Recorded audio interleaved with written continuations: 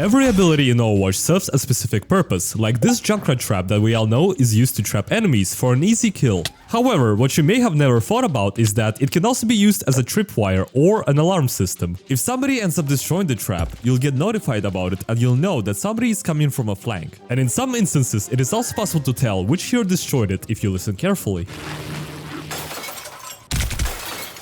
So, in some instances, it might be beneficial to not destroy the trap and instead ignore it and carry on with your day. Unless you really want to alert a Junkrat player of your presence.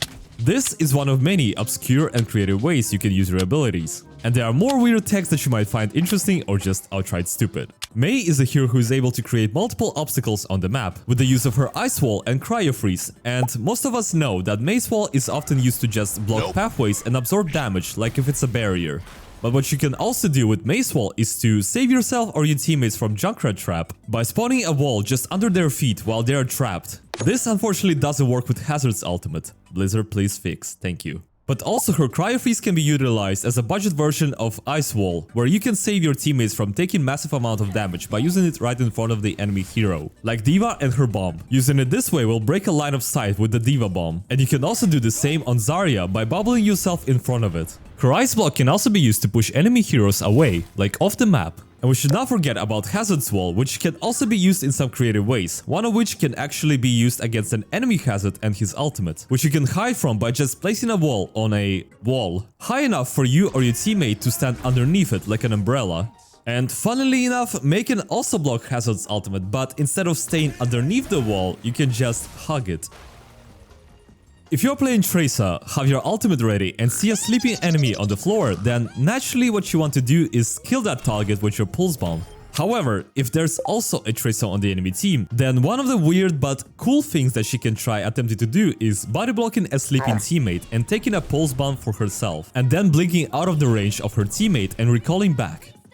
Lifeweaver is quite an interesting hero who has all sorts of weird and obscure techs for his abilities. For example, you can use his ultimate to break any deployables in the game, such as Mei or Hazard Wall, or destroy turrets.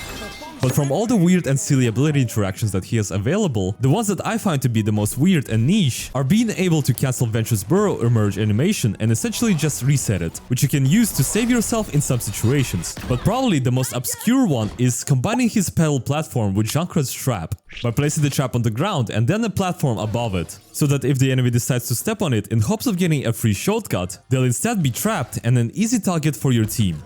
You can also technically do the very same thing but with Venture's Burrow by just blocking the visibility of a trap to the enemy players. Okay, I know, I don't want to make this video all about Junkrat and his traps, so this was the last time I mentioned it in this video, I promise. Apart from shooting more powerful bolts, Freja's secondary fire can also serve as a defensive ability against all forms of displacement or boop abilities. So in other words, if you're to stand on the edge of a map, you'll get booped off just like any other hero in the game. However, if you use your secondary fire just before you get booped, you receive decreased amount of knockback. But if you do end up getting booped off the map and you have 2 more seconds before your updraft comes online, you can still stall yourself in the air by holding down the secondary fire on and off. And speaking of falling off the map, one quite weird thing that is available to certain heroes who are able to give themselves extra HP by using an ability or an ultimate is that if you get booped off the map, you can use that ability to give enemy hero more ultimate charge. I have no idea why would you do that, but just keep in mind that you're doing the enemy player a huge favor by doing that. But if you do get booped off by the enemy player and you are on a hero who is capable of doing self-damage like Zarya or Soldier, you can shoot the nearest wall to inflict yourself with a little bit of damage. This will then override the enemy player's boop, and the game shall not credit them with a kill nor any ultimate charge. There are a good amount of heroes in Overwatch who have an ability that places a deployable on the map, and some of these deployables have their own hitbox and collisions. So apart from just placing Illari's pylon to let it heal you and your teammates, you can also use it to block enemy abilities like Deadeye or most of the projectile abilities. However, what you can also do is save your knockdown teammate from being pinned by the enemy Reinhardt, or yourself by timing it right. And since I mentioned Cassidy's Deadeye, which is infamously known for 2 things, getting a team wipe with a single press of a button, and forcing the entire enemy team to look at you and use all their abilities to stop you. Let's focus on the first one. There are a few creative ways of fully negating this ultimate, one of which involves sacrificing yourself as D.Va by literally hugging Cassidy, assuming that your defense matrix has been completely depleted. This will cause D.Va's mecha to fully absorb all of the Deadeye shots. Alternatively, it can also be blocked by doing the very same thing, but this time as Zenyatta with Transcendence. And as for Cassidy himself, apart from using his roll and Deadeye to survive massive bursts of damage, the combat roll can also be used for vertical mobility.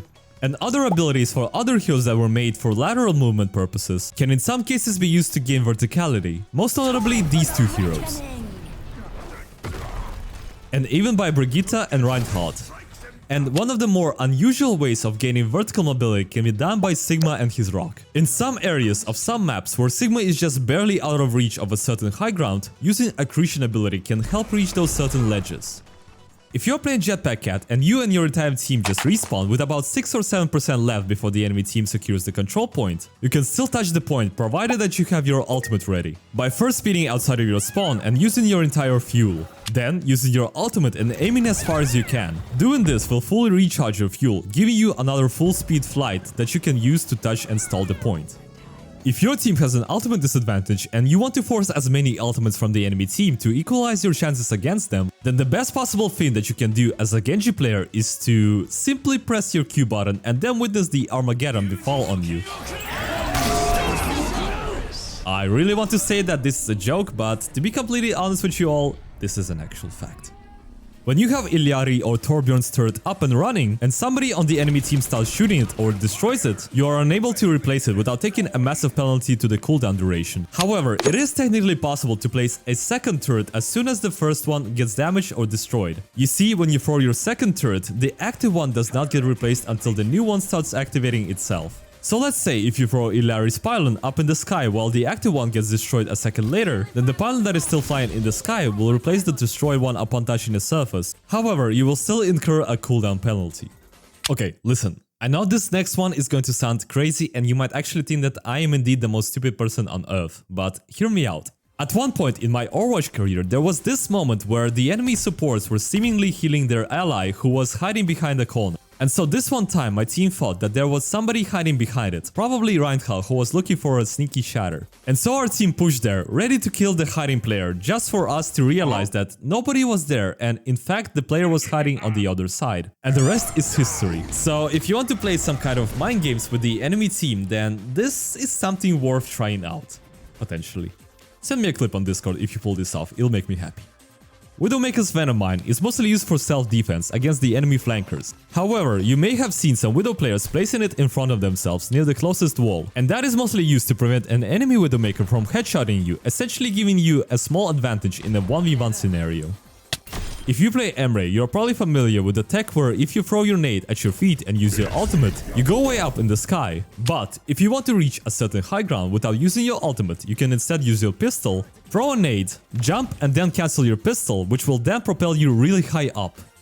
To most players, Hanzo's ultimate is one of the most deadliest ultimates in the game, capable of dealing up to 400 damage per second. But for the support players, this is one of the best ultimates in the game. Assuming that you're not in the middle of a teamfight, you can use enemy Hanzo's dragon by having your tank as much damage as they can, without dying, while healing all the absorbed damage and gaining that free and juicy ult charge. This is actually best combined with Baptiste's lamp, as it allows you to stay inside the dragon until either of the two disappear, though do keep in mind that Hanzo's dragon can destroy it. And don't worry, in case you didn't know, Hanzo doesn't gain any ultimate from his dragons, all he gets is an ego boost from the silly number on the scoreboard.